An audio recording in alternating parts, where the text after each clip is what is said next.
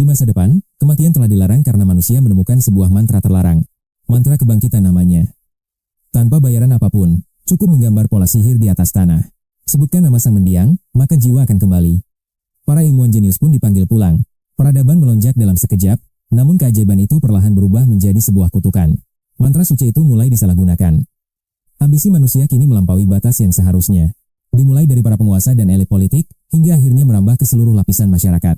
Perusahaan asuransi bahkan meluncurkan layanan asuransi kebangkitan bagi mereka yang ingin hidup abadi.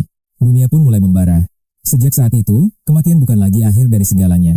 Populasi dunia meledak mengerikan hingga pada tahun 2133. 50 miliar nyawa menyesaki bumi. Kelaparan dan perang saudara pecah di mana-mana. Demi menghentikan kiamat, para pemimpin dunia berkumpul untuk menyusun sebuah hukum besi. Terciptalah Perjanjian 33 yang melarang setiap manusia untuk memiliki keturunan lagi. Prokreasi dianggap ilegal. Selain itu, orang yang mati harus menunggu 50 tahun. Barulah setelah itu, mereka boleh dibangkitkan. Populasi bumi akhirnya mulai bisa terkendali. Sialnya, kau tewas dalam kecelakaan tragis sesaat setelah perjanjian itu resmi disahkan. Hukum baru menjeratmu, kau tak bisa langsung bangkit, berabad-abad pun berlalu dalam kegelapan. Saat waktumu tiba untuk bangkit, kau justru terbangun di sebuah penjara misterius. Menara, penjara neraka dengan alat penyiksaan yang akan menghancurkan tubuhmu setiap harinya. Kau mati dan dibangkitkan, hanya untuk disiksa kembali bersama ribuan jiwa malang lainnya. Ada yang telah mendekam selama ribuan tahun. Mereka tak bisa hidup, namun dilarang mati. Istirahat abadi hanyalah mimpi di sini. Saat itulah, kesadaranmu perlahan mulai kembali pulih. Seseorang dengan tatapan gila menyambutmu. Dia mencoba bersikap ramah namun tampak sangat mengerikan. Saudaraku, aku yang membangkitkanmu. Masih ingat namamu? Kau terdiam, mencoba tetap waspada. Di mana ini? Jika kau membangkitkanku, berarti aku memang sudah lama mati, bukan? Pria kurus itu tampak berpikir. Dia menatapmu tajam, mencoba menggali memori masa lalumu. Di mana rumahmu? Siapa yang kau kenal? Pria ini jelas sedang merencanakan sesuatu yang buruk. Kecurigaanmu memuncak. Kau memilih untuk bungkam dan tidak menjawab satupun pertanyaannya. Diam-diam kau menghimpun energi batin, bersiap untuk melumpuhkannya dengan satu serangan mematikan. Kau mencoba bergerak cepat, namun sebuah kenyataan pahit tiba-tiba menghantam seluruh tubuhmu. Kekuatan hebatmu telah sirna. Setelah bangkit kembali, kau kini hanya manusia biasa yang lemah. Kenapa kau diam saja? Pria kurus itu membentak, menuntut jawaban atas identitas dan asalmu. Katakan padaku. Setelah ini aku akan membantumu mendaftarkan identitas agar kau bisa selamat. Kau terkejut mendengar ucapannya. Pria itu kemudian mulai membimbingmu keluar dari ruangan itu. Setiap orang yang bangkit wajib melapor ke stasiun ruang angkasa untuk mendapatkan pekerjaan. Stasiun ruang angkasa? Dari ucapannya, kau berhasil menangkap dua informasi yang sangat krusial. Kau menduga saat ini kau berada di tempat terisolasi bernama stasiun ruang angkasa. Tempat seperti ini biasanya berada di laut dalam atau lingkungan ekstrem yang mematikan. Manajemen militer yang ketat diterapkan di sini. Sepertinya ada ancaman besar yang sedang mengintai. Manusia yang berada di dalam tempat ini kemungkinan besar sedang menghadapi bencana dahsyat. Tentu itu jika pria ini tidak berbohong. Kau mulai menyusun rencana dalam kepalamu. Kau memasang wajah lesu dan berkata, maafkan aku, kepalaku benar-benar terasa sangat sakit. Beri aku air dan biarkan aku istirahat. Aku akan bekerja sama setelah merasa mendingan. Melihatmu yang terus menghindar, sikap ramah pria kurus itu mendadak hilang tanpa bekas. Dia menjadi sangat gelisah dan mulai berteriak histeris tepat di depan wajahmu saat itu. Kenapa kau tidak mau bekerja sama? Dia tampak sangat ketakutan, seolah dikejar oleh sesuatu. Raungan amarahnya pecah dalam kesunyian, matanya liar menyisir ruangan. Seketika, firasat buruk mulai menusuk tulangmu. Bahaya. Kau mundur 2 langkah. Detik berikutnya, mekanisme mematikan meluncur turun dari kegelapan langit-langit ruangan itu. Lengan-lengan mekanis mencengkeram pria kurus itu ke lantai. Salahku? Ampun. Jangan gunakan jaring listrik itu lagi. Terjepit tanpa daya, tubuh kurus itu mulai mengejang hebat karena sengatan dahsyat. Jeritan ampunannya sama sekali tidak digubris. Siksaan listrik itu tanpa ampun, jelas sekali dia sedang dihukum. Kau segera menepi agar tidak ikut tergilas. Sambil bersembunyi di sudut, kau mengamati sekeliling dengan waspada. Aura misterius menyelimuti pria yang tengah meregang nyawa itu. Sosok kurus itu kini tak lebih dari onggokan daging tak bernyawa. Dia telah mati dalam kondisi yang mengenaskan. Gema suara elektronik tiba-tiba membela hening. Subjek kebangkitan. Ding Bin, lahir 1 Agustus 2035. Asal, Asia Selatan nomor 12, etnis Tionghoa. Apa sebenarnya arti dari semua pesan sistem otomatis ini? Suara mendadak itu membuatmu tersentak. Kau menatap tajam ke sekeliling, hingga pandanganmu terkunci pada satu titik aneh. Lantai itu dihiasi pola geometris yang ganjil. Di bawah tatapanmu, garis-garis misterius itu mulai berpendar dengan cahaya redup. Cahaya itu menguat, dan beberapa detik kemudian, sebuah siluet mulai terbentuk secara ajaib di atas pola tersebut. Sosok itu melayang di udara, perlahan-lahan material tubuhnya menjadi nyata. Namun, pemandangan itu terasa sangat familiar bagimu. Pria kurus dan kering. Itu adalah wajah yang sama dengan orang yang baru saja tewas tersengat listrik tadi. Keajaiban ini sungguh tak masuk akal. Ini adalah sihir tingkat tinggi yang mampu membangkitkan orang dari ketiadaan. Jadi, sihir inilah yang menghidupkanku kembali. Kau menyaksikan sendiri bagaimana proses kebangkitan Ding Bin terjadi di depan mata. Sebuah wahyu muncul dalam benakmu. Jika tidak salah, syarat penggunaan sihir kebangkitan ini terdiri dari dua hal. Pertama, pola geometris kuno harus terukir di lantai.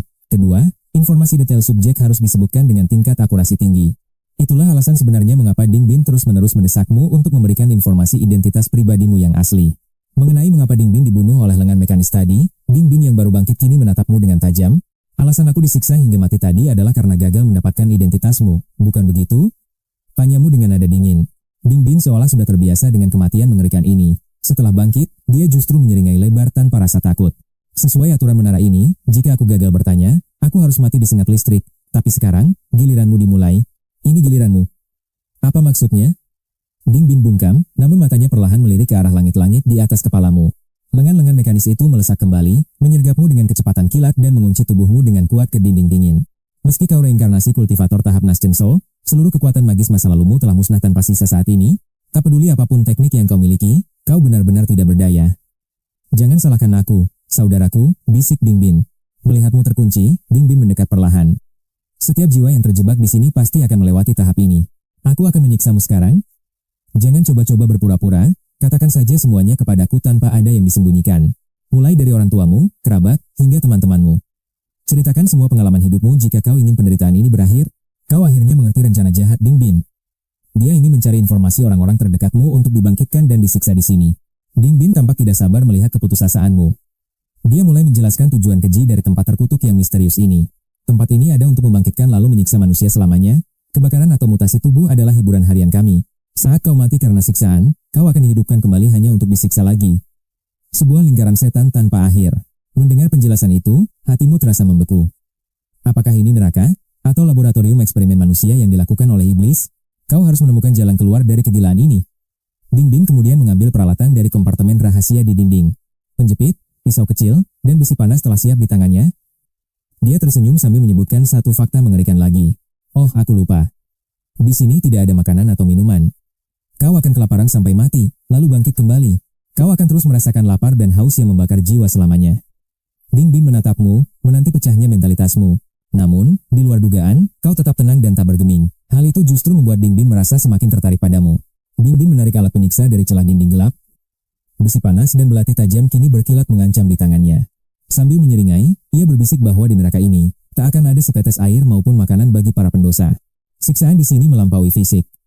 Kau akan mati kelaparan berulang kali, lalu dibangkitkan paksa demi penderitaan tanpa akhir. Kelaparan abadi menantimu. Ding Bin mengamatimu dengan tajam, menanti secercah ketakutan muncul di wajahmu yang tetap sedingin es. Namun kau tetap tak bergeming sedikit pun. Ketenanganmu membuat Ding Bin terkesan, hingga ia mendengus kagum melihat nyalimu yang luar biasa. Dia berdecak kagum melihat ketahanan mentalmu, namun ragu berapa lama kau bisa tetap bertahan. Sambil menyeringai, Ding Bin mengangkat catut membara di tangannya lalu menghantamkannya tepat ke dadamu. Seketika, aroma daging terbakar menyengat ruangan, saat besi panas itu mengoyak kulitmu dengan kejam. Luka ungu kehitaman yang mengerikan terbentuk, meninggalkan bekas luka yang akan mengejutkan siapapun. Ding Bin tampak sangat puas, kilatan kegilaan dan gairah gelap kembali terpancar dari matanya. Dia menuntut jawaban darimu, namun sesuatu yang mustahil terjadi hingga membuat sang penyiksa tertegun. Wajahmu tetap tenang tanpa emosi, seolah rasa sakit itu hanyalah angin lalu bagi dirimu. Ding Bin mendekat dengan tatapan tidak percaya, menyadari bahwa kau benar-benar tidak merasakan penderitaan. Kau tertawa kecil, menjelaskan bahwa meski kultivasimu musnah, kekuatan jiwamu tetaplah berada di puncak. Berkat pengaruh 7 biksu suci, kekuatan spiritualmu kini berada pada level yang sulit dibayangkan. Hanya dengan kekuatan tekad, kau mampu memutus jalur saraf hingga raga tak lagi mengenal rasa sakit. Siksaan fisik ini hanyalah kesia-siaan, sebuah kenyataan yang mengguncang seluruh jiwa dan pikiran Ding Bin. Belum pernah dia seantusias ini, bahkan rasa gembira saat menyiksa sebelumnya tak sebanding sekarang. Tanpa ragu, Ding Bin berlutut dengan sangat rendah, memohon padamu untuk mengajarkan teknik rahasia itu. Dia bersedia melakukan apapun demi mendapatkan kemampuan untuk mengabaikan rasa sakit yang menyiksa. Sayangnya, kemampuan mematikan emosi ini lahir dari proses kultivasi berat selama ratusan tahun lamanya. Tempaan berabad-abad di dunia kultivasi bukanlah sesuatu yang bisa diwariskan begitu saja kepada orang lain. Tanpa memberitahu kebenarannya, kau justru balik bertanya, memancing rasa haus akan kekuatan dalam dirinya. Tebakanmu tepat, rasa takut akan disiksa membuat Ding Bin mengungkap siklus penderitaan abadi di sini. Hari ini dia adalah sang penyiksa. Namun puluhan tahun kemudian, nasib bisa menjadikannya korban berikutnya. Roda siksaan ini terus berputar tanpa henti setiap dekade, Sebuah lingkaran setan yang tak berujung. Mengapa semua ini harus terjadi? Kau menuntut alasan di balik kekejaman yang tak masuk akal ini? Ding Bin menjelaskan dengan antusias bahwa tempat terkutuk ini dikenal sebagai menara penderitaan abadi. Setiap penghuni dipaksa menjalani siksaan permanen, bahkan ada yang telah terkurung selama 2000 tahun. Mendengarnya membuatmu bergidik, membayangkan jiwa-jiwa yang hancur meski mereka bisa terus bangkit kembali. Kegilaan adalah hal biasa, namun setiap kali mereka mati dan bangkit, kesadaran mereka dipulihkan paksa. Sungguh mengerikan, sihir kebangkitan ini ternyata bukan berkah, melainkan kutukan untuk memulai penderitaan lagi. Selain memulihkan fisik, energi tersebut juga menyegarkan kondisi mental agar tetap sadar saat disiksa kembali. Para narapidana dipaksa tetap waras, agar bisa merasakan setiap inci rasa sakit tanpa henti selamanya. Hidup di menara ini bukanlah anugerah, melainkan horor sejati di mana kematian dianggap kemewahan tertinggi. Tak heran, jika teknik milikmu untuk mengabaikan rasa sakit terlihat seperti harta karun paling berharga. Perubahan sikap Ding Bin yang mendadak membuktikan betapa putus asanya dia untuk lari dari kenyataan. Kesempatan ini kau gunakan untuk mengorek informasi lebih dalam selagi dia berada di bawah kendalimu. Kau bertanya bagaimana mereka membangkitkanmu tanpa nama, sebuah misteri besar yang harus segera terpecahkan. Ternyata Ding Bin menggunakan metode melelahkan, sebuah cara kuno yang tak butuh identitas pasti targetnya. Cukup dengan tanggal lahir, waktu kematian, atau jejak pengalaman hidup untuk memanggil kembali jiwa seseorang. Pola geometris dunia ini menjadi kuncinya, sebuah ritual rumit untuk menarik paksa nyawa kembali. Jika satu identitas gagal, mereka akan terus mencoba setiap nama dari 100 keluarga besar dunia. Metode trial and error yang dilakukan Ding Bin ini sungguh gila namun sangat efektif dijalankan. Kegigihan ini mengingatkan pada legenda kuno tentang memindahkan gunung dengan kesabaran yang tanpa batas. Dengan waktu abadi, mereka sanggup membangkitkan siapapun yang pernah hidup sejak awal zaman dimulai. Di tengah pembicaraan serius itu, tiba-tiba sebuah layar elektronik menyala terang di dinding ruangan gelap. Layar itu menampilkan angka 53, sebuah nilai yang seketika mengubah suasana menjadi mencekam. Ding Bin mendadak tegang, jika angka di layar turun ke 50, konsekuensi fatal akan menantinya. Sesuatu yang mengerikan akan menimpanya, membuatnya tak berani lagi melanjutkan obrolan panjang denganmu saat ini. Besi membara menembus kegelapan ruangan, sekali lagi menghunjam tubuhmu tanpa ampun. Seketika itu juga, angka di layar melonjak, dari 53 ke 54. Lihat, Ding Bin mendesis. Rasa sakitmu adalah nyawaku. Angka itu tak boleh jatuh di bawah batas, jika turun dari 50, lengan mekanik itu. Jika turun dari 50, zat akan menyengatku sampai hangus seperti sebelumnya. Demi tugas ini, Ding Bin harus menyiksamu setiap hari, hampir 15 jam tanpa henti. Waktu yang mustahil bagi manusia biasa. Kau dipaksa mati sekali setiap hari dalam penderitaan.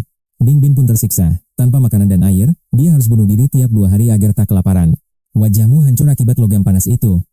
Bau daging terbakar menyeruak, memenuhi ruang sempit itu. Waktu berlalu dalam sekejap mata. Tak terasa, kau sudah membusuk di menara ini selama setahun. Sebagai reinkarnasi kuat bernama Yan Ying 7, kesabaranmu benar-benar diuji sampai batas akhir. 3 tahun lamanya, setiap detik kau habiskan, hanya untuk mencari celah melarikan diri dari menara. Jangankan keluar menara, menembus ruang besi ini pun.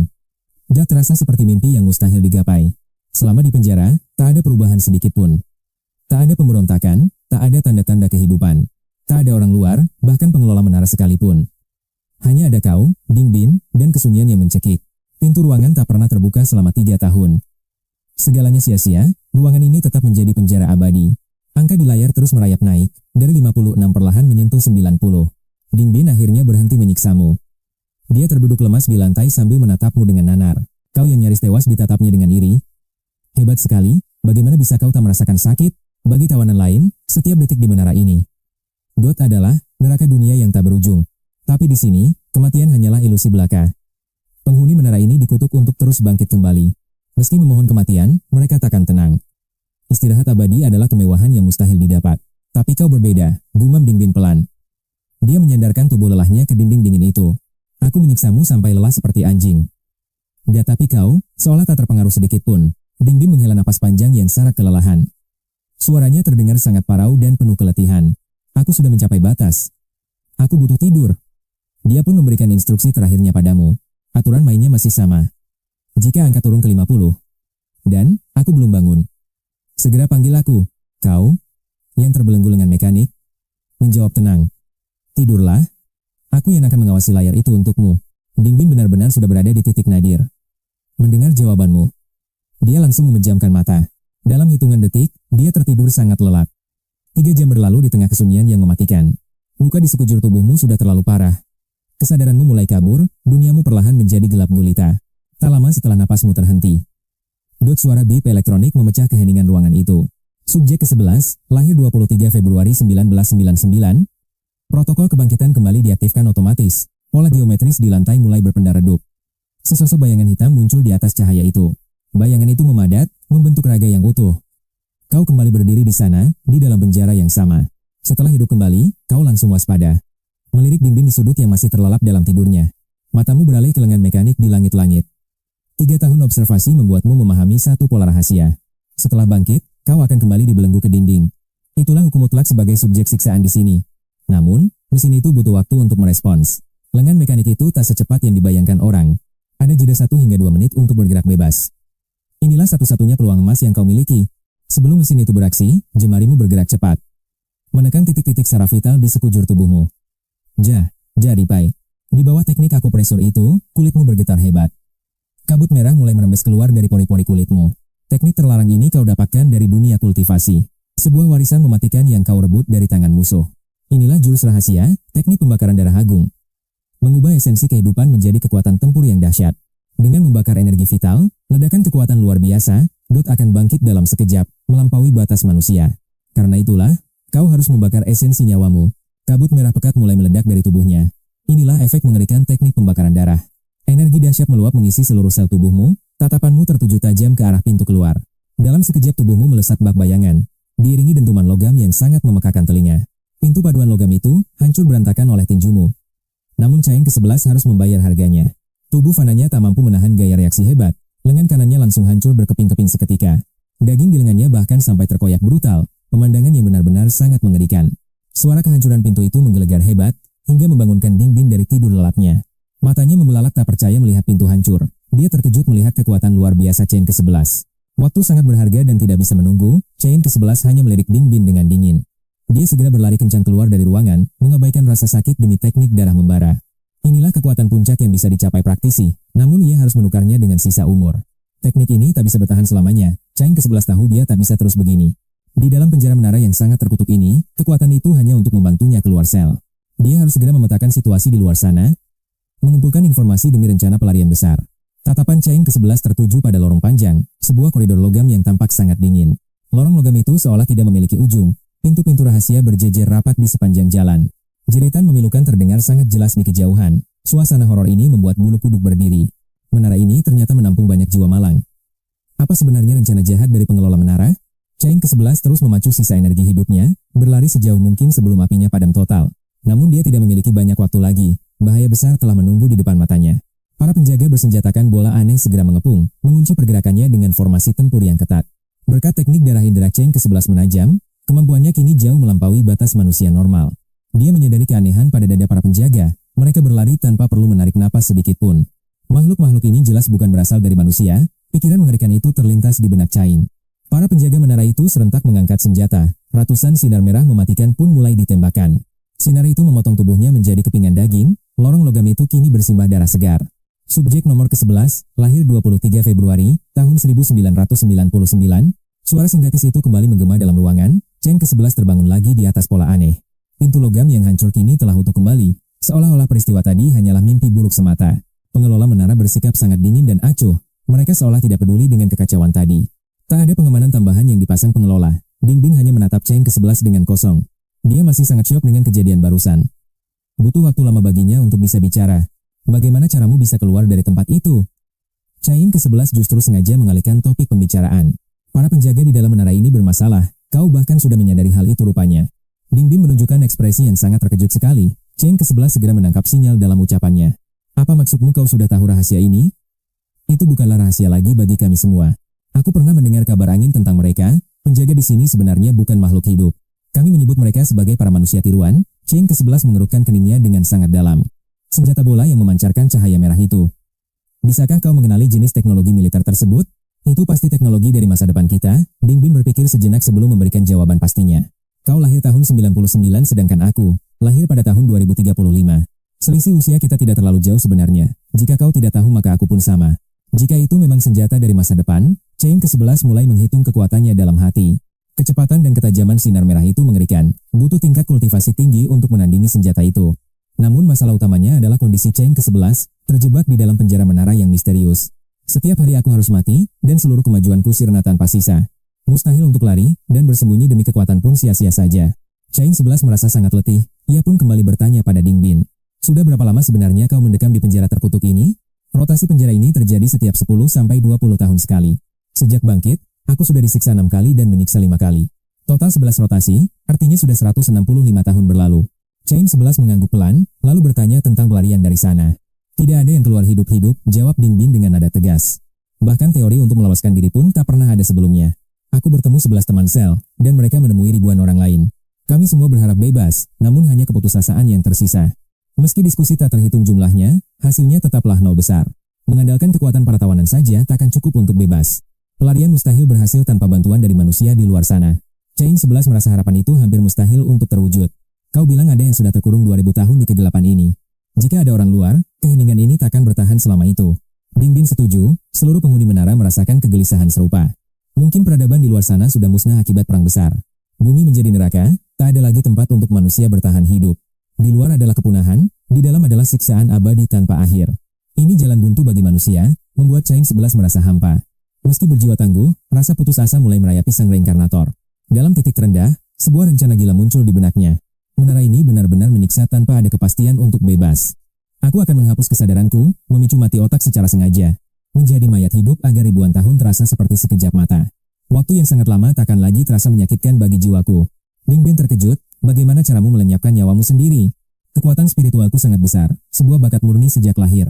Aku bisa menutup panca indera agar tak lagi merasakan pedihnya siksa. Aku akan mematikan otakku, meski kondisi ini bersifat permanen. Ini seperti bunuh diri, tapi sihir kebangkitan akan tetap bekerja. Dingbin tampak merenungkan rencana nekat yang sangat berisiko itu.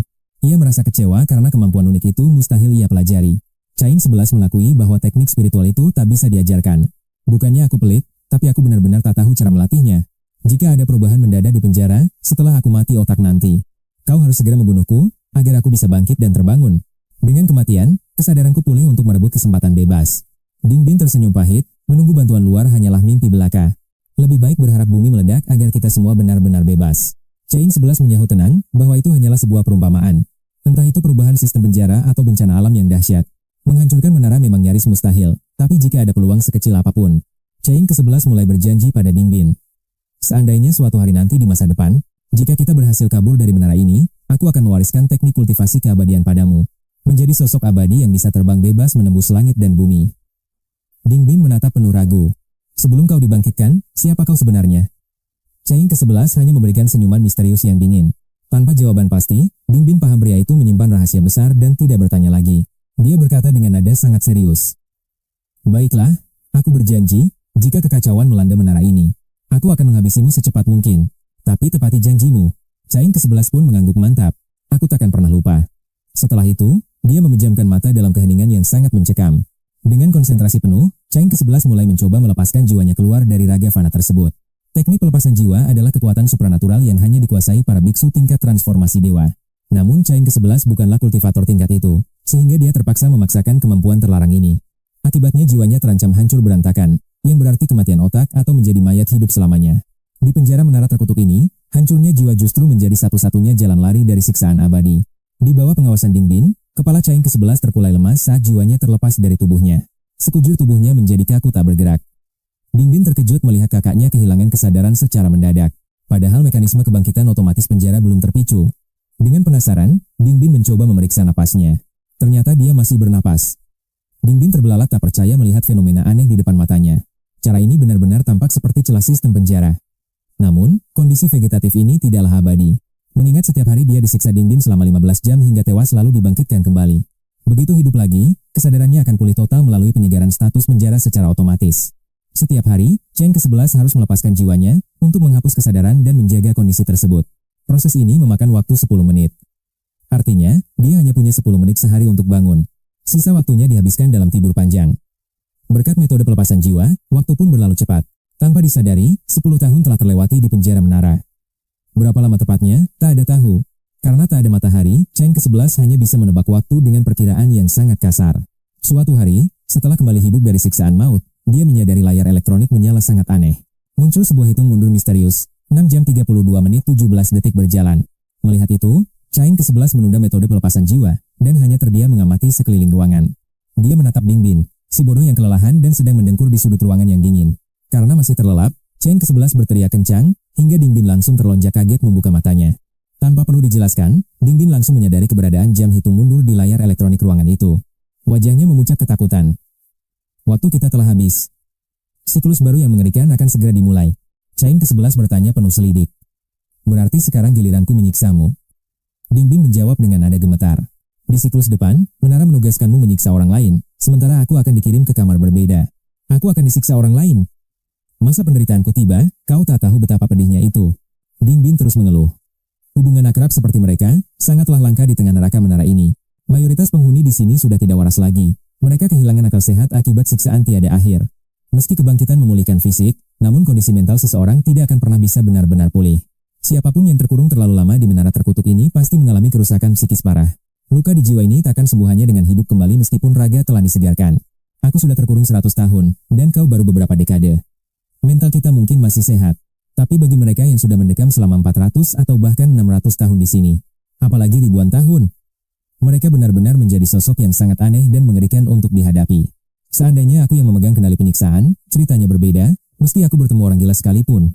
Ketidakstabilan itu bukan masalah, tapi akulah yang akan menderita di siklus berikutnya. Di dalam sel itu, ia menggenggam harapan terakhirnya dan berbisik lirih, "Halo, saudaraku. Tolong ajari aku cara mengabaikan rasa sakit ini," ucapnya dengan senyum getir sambil mengusap kepala. "Maaf, aku benar-benar tidak bisa." Jawaban yang sudah lama ia duga sebelumnya. Tanpa rasa kecewa yang berlebihan, ia menghela napas panjang lalu ambruk di lantai dingin. Dalam keheningan, ia bertanya, "Kenapa kau mencari tahu soal keluargaku saat aku baru bangkit? Jika aku mempercayaimu saat itu?" Dingbin menjawab, "Maka takkan ada yang terjadi. Menara penjara ini membangkitkan manusia melalui metode kepunahan. Jika waktu terus berjalan, dan jika ruang menara ini cukup luas, maka seluruh manusia yang pernah ada di bumi akan berakhir di sini untuk disiksa. Menyebut nama orang terdekat hanya mempercepat penderitaan mereka. Mereka hanya akan muncul lebih awal di neraka ini." Chain Eleven mengangguk pelan memahaminya. "Lalu apa untungnya bagimu?" Dingbin menjelaskan, "Tentu saja. Sebuah imbalan dari sistem. Setiap siklus, menara memberikan kebebasan singkat bagi para tawanan. Dan di saat itulah, para tahanan bisa menggunakan metode kepunahan untuk memanggil jiwa-jiwa baru ke dalam menara ini. Jika berhasil, menara akan memberimu hadiah." Dingbin melanjutkan penjelasannya dengan nada serius. "Sebagai penyiksa, harusnya aku hanya bertahan 15 tahun, tapi karena membangkitkanmu, menara memberiku bonus 1 tahun tambahan di siklus yang sangat mengerikan ini. Kadang hadiahnya berupa air, makanan, atau bahkan seorang wanita di dalam selmu. Bayangkan, berpuluh-puluh tahun tanpa makan dan minum. Rasanya seperti hidup dalam kematian. Satu gigitan saja akan terasa luar biasa." Mata Dingbin berkilat penuh hasrat dan keinginan. Menikmati saat-saat terakhir, Chain Eleven dan Dingbin berbincang santai di dalam kamar sel mereka. Detik demi detik berlalu. Di layar elektronik, waktu hitung mundur hanya tersisa 30 menit. Pada titik ini, Dingbin yang sedari tadi berusaha tenang akhirnya kehilangan kendali dirinya. Pertahanannya runtuh. Ia menangis histeris. "Aku tidak sanggup lagi. 20 tahun. Di reinkarnasi berikutnya, aku akan disiksa lagi selama 20 tahun. Aku ingin mati." Dingbin mencurahkan isi hatinya yang terdalam. Chain Eleven hanya terdiam tak tahu harus berkata apa. Keheningan kembali menyelimuti mereka. Di layar elektronik, waktu menunjukkan 15 menit tersisa. Setelah meluapkan emosinya, Dingbin mulai tenang kembali meski sorot matanya tampak sangat hampa. Sebuah harapan kecil muncul, ia menatap Chain Eleven. "Saudaraku, aku bertanya satu hal padamu. Apakah kau pikir kau bisa melarikan diri dari menara ini?" Chain Eleven menjawab, "Mungkin saja. Kalau begitu, ingatlah ini baik-baik." Dingbin menekankan setiap katanya. "Namaku adalah Dingbin. Lahir 1 Agustus 2035. Jika kau berhasil bebas suatu hari nanti, kumohon bangkitkan aku. Aku bersedia menjadi budak setiamu selamanya. Kumohon tepati ini." Chain Eleven menarik napas dalam. "Aku berjanji, jika aku bebas, aku akan membangkitkanmu." Waktu terus berpacu. Di layar elektronik, kini hanya tersisa kurang dari 5 menit saja. Kegelisahan Dingbin semakin memuncak. Ia tampak sangat tertekan sekaligus ketakutan menghadapi siklus baru. "Kau pasti bisa keluar, saudaraku." Ia bergumam seolah mencoba meyakinkan dirinya sendiri berkali-kali. "Kau punya ilmu kultivasi dan kekuatan hebat. Kau bukan manusia biasa yang lemah." Dingbin terus meracau seperti orang gila, persis seperti saat pertama kali Chain Eleven bertemu dengannya. Hitung mundur mencapai angka 0.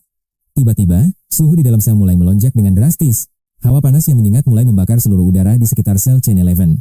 Keringat bercucuran deras di tubuh mereka berdua akibat suhu yang meningkat secara ekstrem. 1 menit berlalu, kulit mereka mulai melepuh hingga akhirnya api melahap segalanya tanpa sisa. Membangkitkan subjek bernama Chain Eleven, lahir 23 Februari 1999. Diiringi suara sistem elektronik yang dingin, Chain Eleven tersentak bangun dan segera menatap sekelilingnya. Dia tersadar, Dingbin telah lenyap tanpa jejak. Keheningan mencekam kini menyelimuti sel itu. Layar elektronik berkedip, menampilkan daftar petunjuk misterius yang terbagi menjadi dua bagian besar. Di sisi kiri, terukir deretan nama keluarga manusia dari seluruh catatan sejarah peradaban. Sementara di kanan, terpampang tanggal lahir. Menara menuntut rantai 11 menyatukan takdir mereka. Namun, rantai 11 enggan membangkitkan siapapun. Dia menolak menjadi pion dalam permainan menara. Waktu seolah membeku hingga tiba-tiba, layar digital itu padam dalam kegelapan yang pekat. Suara robot menggema, mengumumkan kebangkitan Li Shu, lahir 13 Maret 1980. Berasal dari tanah Asia, keturunan Huaxia. Namun, ada sesuatu yang janggal kali ini. Tak ada raga yang muncul di pola geometris itu. Suara sistem terus mengulang pengumuman tersebut. Nama Li Shu terus bergema, namun ruangan itu tetap sunyi tanpa tanda-tanda kehidupan baru. Sistem itu seolah tak mau menyerah, terus merapal nama Li Shu seperti mantra yang hampa. Mengabaikan rantai 11, sebulan pun berlalu dalam penantian yang terasa begitu menyiksa dan panjang. Mendadak, sebuah bayangan mulai terbentuk di atas pola aneh itu, membelah kesunyian yang ada. Dari Fata Morgana menjadi nyata, sosok itu perlahan mewujud. Dialah sang manusia yang bangkit, Li Shu. Butuh sebulan bagi menara untuk membangkitkannya. Namun, gelagat Li Shu tampak sangat mencurigakan sejak awal. Tanpa ragu, dia menggigit jarinya sendiri. Dengan darahnya, dia mengukir angka-angka misterius di lantai. Angka 39 dan 8 terlukis merah. Jemarinya terus menari dengan penuh obsesi. Bibirnya tak henti bergumam pelan. Fokusnya begitu tajam, seolah dunia di sekitarnya telah lenyap. Rantai 11 mendengar hitungannya. 50, 51, 52, dia sedang berhitung. Samana Skungkasa, dan Samana Skungkasa. 5 menit kemudian, layar elektronik kembali menyala terang, memecah ketegangan di dalam ruangan itu. Angka 60 muncul. Saat itulah, gerakan Li Shu tiba-tiba terhenti dengan sangat mendadak. Dia berhenti bergumam dan mengukir angka terakhir dengan sisa darah di ujung jarinya. 22, 50. Tepat saat itu, lengan mekanis raksasa turun dari langit-langit. Dengan mudah, mesin itu mencengkeram Li Shu dan menyudutkannya ke dinding tanpa perlawanan berarti. Meski tertahan, mata Li Shu tetap terpaku pada angka di lantai. Rantai 11 mulai waspada. Kau sedang menghafal angka-angka itu? Tanya rantai 11. Namun, Li Shu hanya bungkam 1000 bahasa. Konsentrasinya tak goyah sedikit pun. Seolah angka-angka itu telah terukir abadi di dalam jiwanya. Li Shu bernapas lega. Aku takut kau akan menghapusnya, jadi aku harus segera mengingat semuanya. Aku tak punya niat menghapusnya, jawab rantai 11 datar. Li Shu pun menatapnya dengan tajam. Kau pasti baru di sini. Kewarasanmu masih utuh, berbeda dengan jiwa-jiwa malang di menara ini. Caramu bicara menunjukkan bahwa kemanusiaanmu belum terkikis oleh kegelapan tempat ini, tambahnya lagi. Rantai 11 bertanya. Sebenarnya, apa gunanya kau menghafal deretan angka berdarah itu? Hanya kebiasaan buruk, ucap Li Shu dingin. Angka adalah pelarianku saat raga ini disiksa tanpa ampun. Berhitung membuatku lupa akan rasa sakit. Ini cara bertahan hidup di neraka yang fana ini. Rantai 11 menatap noda darah itu. Dia tak sepenuhnya percaya pada alasan yang baru didengarnya. Meski ragu, dia memilih diam. Li Shu jauh lebih misterius dan pendiam dibanding Ding Bin sebelumnya. Keheningan kembali meraja. Keduanya tenggelam dalam pikiran masing-masing di bawah bayang-bayang maut. Waktu terus berpacu. Angka di layar merosot tajam menuju ambang batas kritis 50 poin. Aturan menara itu mutlak. Jika nilai jatuh di bawah 50, hukuman mengerikan akan segera datang. Poin hanya naik lewat penderitaan. Rantai 11 harus menyiksa Li Shu demi menjaga nyawanya sendiri. 15 jam penyiksaan sehari, atau sengatan listrik mematikan akan menghancurkan tubuh rantai 11. Li Shu berbisik. Kenapa kau diam? Jika tak menyiksaku, mesin itu akan memanggang jantungmu sekarang. Rantai 11 bergeming. Tatapannya masih terkunci pada kode misterius yang tertulis dengan darah. Dia mencoba memecahkan rahasia di balik angka itu, mengabaikan ancaman maut yang tepat di depan mata. Ketenangannya yang gila membuat Li Shu kebingungan. Apa yang sebenarnya direncanakan oleh pria ini? Lengan mekanik tak terhitung jumlahnya menyergap Chain 11 ke tanah, menyengatnya dengan arus listrik tinggi. Meski sengatan ini tak langsung membunuh, rasa sakitnya cukup untuk menyiksa jiwa siapapun yang merasakannya. Li Shu mengira Chain 11 akan memohon ampun sambil menjerit kesakitan di sisa hidupnya yang singkat. Namun pemandangan di depannya sungguh gila. Chain 11 justru terlihat sangat tenang dan acuh tak acuh. Pria itu tetap bergeming tanpa ekspresi sedikit pun. Hingga nyawanya melayang akibat sengatan maut tersebut. Tak ada teriakan, bahkan kerutan di dahi pun tak nampak meski tubuhnya sedang dilumat siksaan listrik. Angka di layar elektronik melonjak dari 49 ke 70, diikuti suara mesin yang bergema. Suara kecerdasan buatan menggema di ruangan logam itu, mengumumkan identitas subjek yang akan segera dibangkitkan. Subjek 11, lahir 23 Februari 1999, mati dan bangkit kembali. Pola geometris aneh muncul saat Chain 11 bangkit kembali, membuat Li Shu terbelalak tak percaya melihatnya. Li Shu bertanya dengan heran, bagaimana mungkin kau tak merasakan sakit? Chain 11 hanya membalas dengan tawa tipis. Tanpa menjawab, dia balik bertanya tentang deretan angka misterius yang ditulis Li Shu sebelumnya. Apa tujuannya? Li Shu berhenti berpura-pura. Setelah terdiam sejenak, dia mengaku awalnya meragukan kewarasan mental Chain 11. Aku tak berani bertindak penuh sebelumnya, Tapi sekarang, aku yakin kau adalah sekutu yang tepat. Dari nada bicara dan sikap dinginmu yang tenang, semuanya menunjukkan bahwa kau bukanlah manusia biasa. Kemampuanmu untuk mengabaikan rasa sakit yang luar biasa itu, telah membuktikan segalanya bagi diriku. Lixu memutuskan untuk bekerja sama. Dia mengungkapkan bahwa angka-angka itu adalah memori yang dia simpan rapat. Itu adalah waktu presisi saat aku menginjakkan kaki di penjara menara ini, tepat hingga hitungan detik. Chain 11 mulai menganalisis 6 deret angka tersebut sebagai alat untuk mencatat aliran waktu. Angka itu melambangkan tahun, jam, menit, hingga detik. Lixu menatapnya dengan penuh rasa kagum yang besar. Dia menjelaskan bahwa setiap reinkarnasi di penjara menara ini memiliki interval waktu yang sangat konsisten. Jeda waktunya selalu berupa angka bulat yang tetap. Biasanya berkisar antara 10 hingga 20 tahun. Tidak ada hitungan bulan yang ganjil, semuanya harus angka pasti. Chain 11 mengangguk tanda sangat mengerti. Lixu melanjutkan penjelasannya. Dengan aturan ini, sangat mudah untuk memprediksi kapan reinkarnasi berikutnya akan terjadi.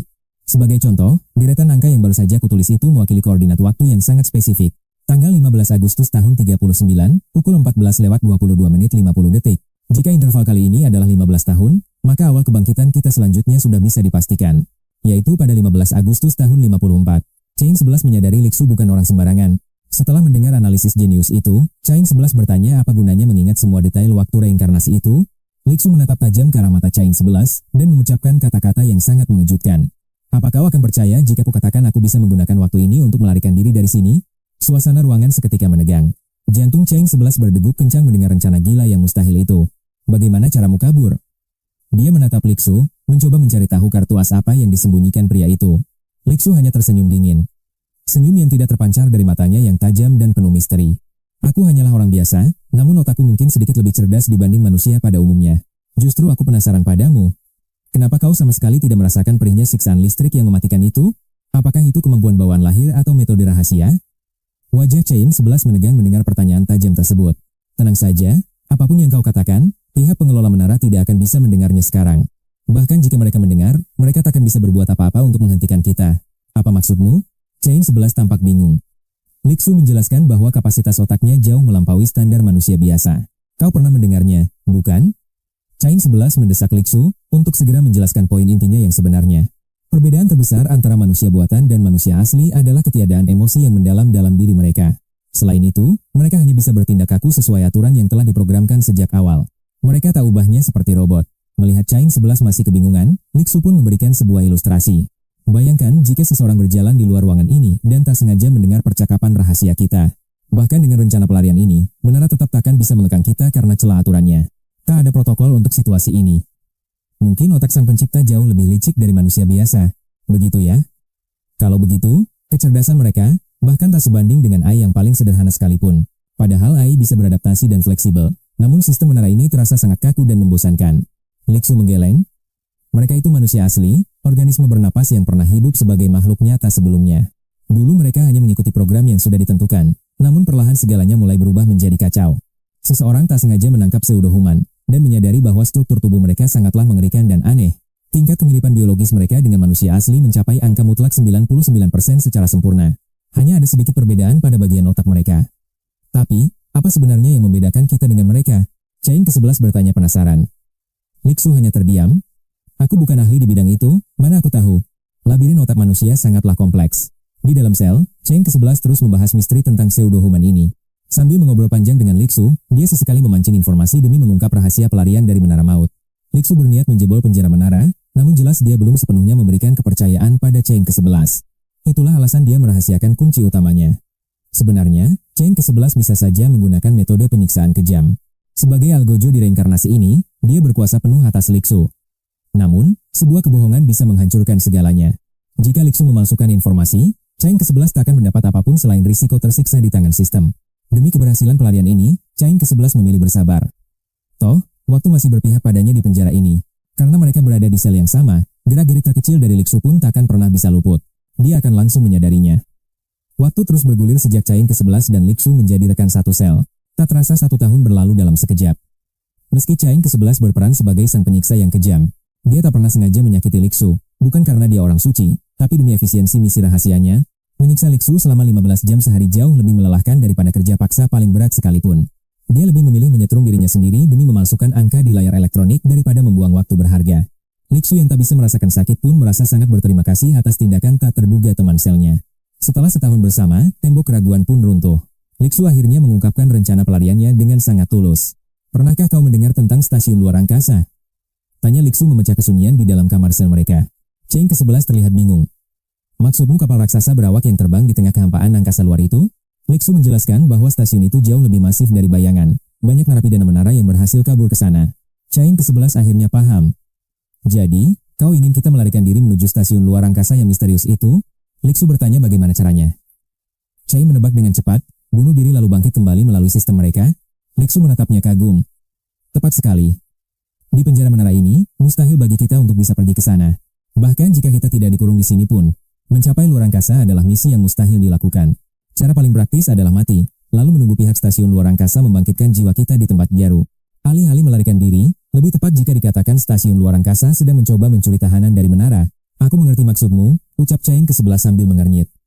Tapi ada masalah besar yang menghadang rencana gila ini. Suara sistem menara akan langsung menghidupkan kita saat mati. Pihak stasiun takkan tahu kapan waktu yang tepat. Kecuali, ada seseorang yang terus meneriakkan nama dan identitas kita selama 24 jam penuh tanpa henti. Dan jika tanggal lahir kita disebutkan, kebangkitan itu mungkin saja terjadi, meski risikonya sangatlah luar biasa besar. Biayanya terlalu mahal, tegas Cheng ke-11. Mengingat ada ratusan miliar jiwa manusia yang pernah ada di bumi. Angka itu sangatlah masif.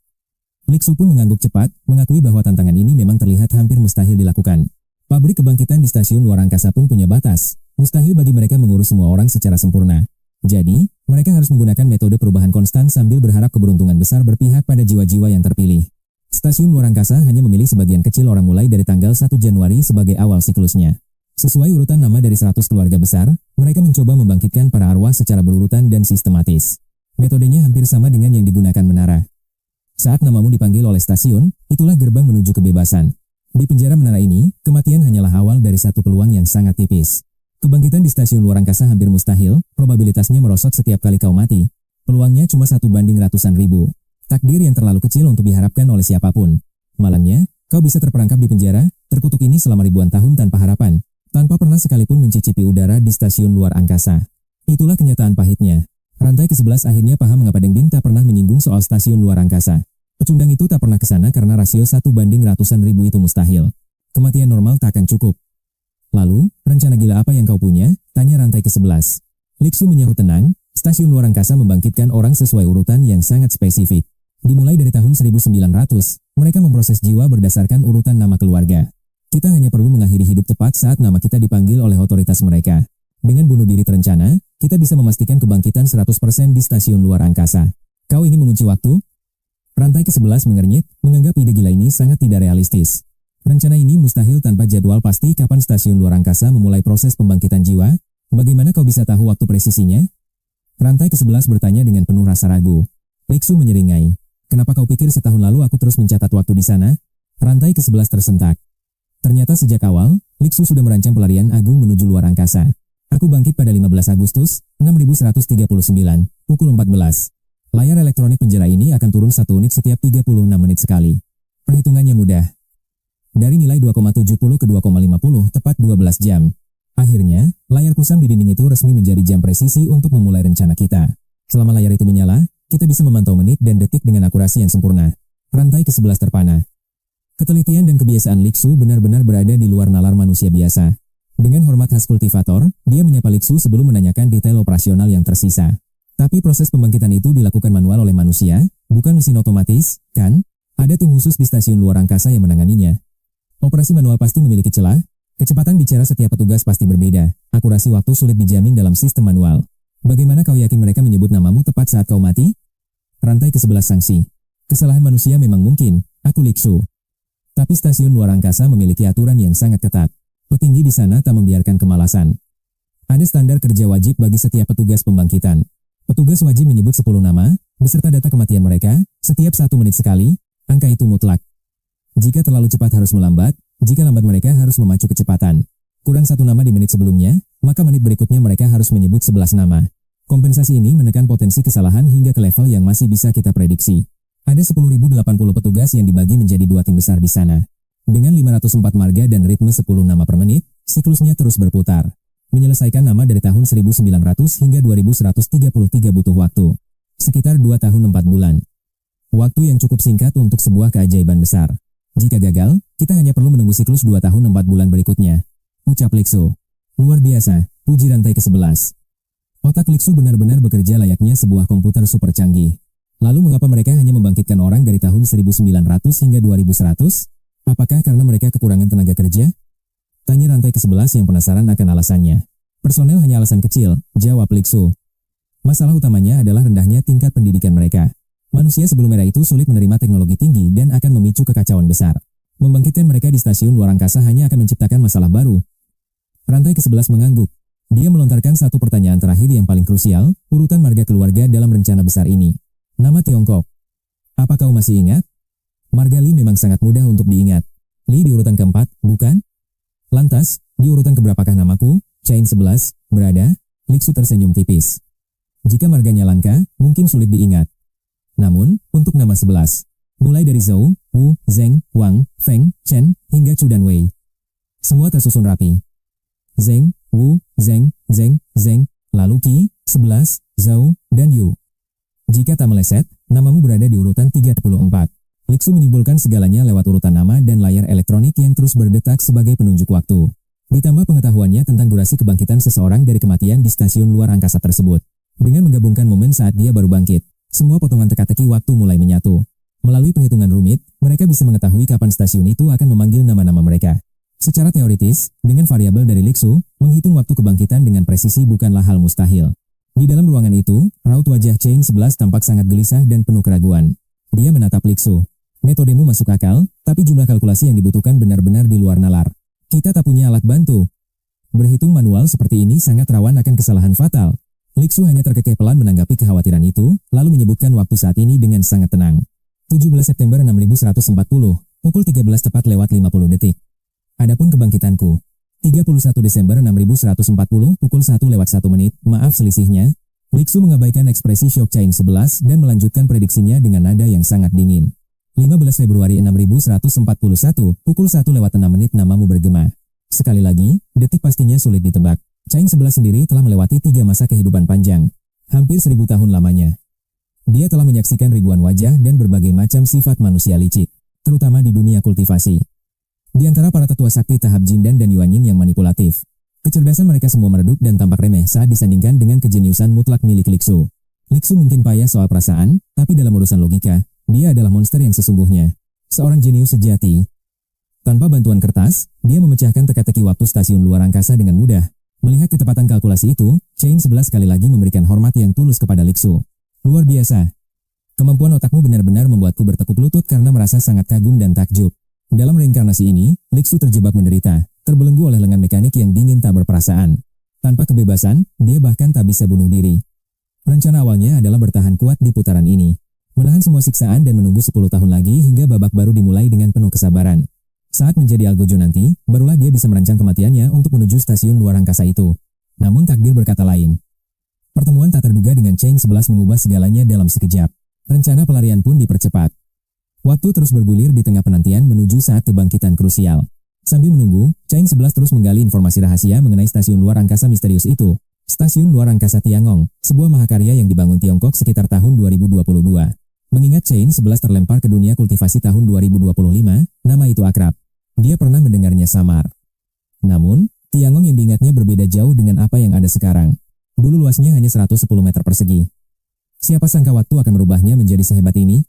4000 tahun berlalu, dan Tiangong telah berevolusi menjadi kota kosmik raksasa yang melayang megah, menampung ratusan ribu jiwa. Namun, rahasia evolusi dan pencurian populasi penjara masih menjadi misteri besar. Bahkan Lixu sendiri tidak tahu soal konspirasi gelap di balik perpindahan penduduk dari penjara menara itu. Di dunia itu, kecakapan sosial adalah kunci. Sayangnya, kemampuan emosional Lixu berada di titik terendah. Kekakuan emosinya membuat dia sulit beradaptasi. Dia hanya mampu bertahan sebagai kader kelas menengah. Banyak rahasia tingkat tinggi luput darinya. Waktu pun melesat cepat menuju akhir Desember yang menentukan. Akhirnya, jam menunjukkan pukul 0 tepat di tanggal 31 Desember 6140. Saat ini juga, sistem membacakan identitas Lixue. Nama, tanggal lahir, hingga saat kematiannya. Hanya 1 jam tersisa sebelum peluang emas stasiun luar angkasa tertutup selamanya. Bilah tajam dan kapak disiapkan. Lixue harus dieliminasi secepat mungkin demi rencana ini. Di dalam ruang logam, Lixue memberikan wasiat terakhirnya kepada Channel 11 dengan serius. Metode hitung mundur layar elektronik sudah kau kuasai? Channel 11 mengangguk mantap. Kemampuan matematikaku tak perlu diragukan. Perhitungan rumit ini bukan masalah besar bagiku. Tapi ingat, di stasiun Tiangong, kemungkinan besar ada mata-mata busuk yang mengintai. Mereka adalah antek penjara menara. Para pengkhianat haus darah yang sangat berbahaya.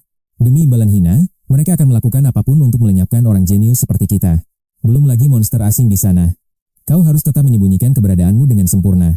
Begitu sampai di stasiun, tetaplah berada di bayang-bayang. Channel 11 memberi hormat terakhir. Terima kasih atas peringatannya. Lixue terdiam, menatap dingin ke arah layar elektronik itu. Angka di layar terus merosot tajam.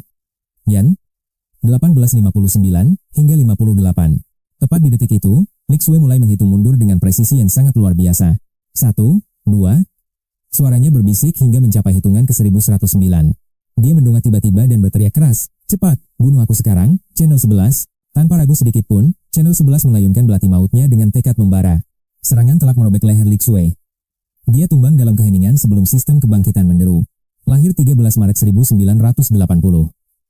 Identitas Cina Asia terverifikasi sistem. Diiringi suara mesin, cahaya aneh muncul. Sang legenda kembali dari gerbang kematian. Sial, dia bangkit di tempat yang salah. Bukan di stasiun luar angkasa surga. Waktu hampir habis. Lixue yang baru bangkit berteriak panik. Bunuh aku lagi, cepat. Bilah tajam kembali menghujam. Sekali lagi, nyawa Lixue terenggut dalam sekejap mata. Namun, keajaiban belum terjadi. Lixue tetap terbangun di dalam ruang logam yang sama. Channel 11 mulai dilanda keputusasaan. Apakah metode gila Lixue ini hanyalah sebuah kegagalan? Tiba-tiba, suara Lixue kembali menggema keras.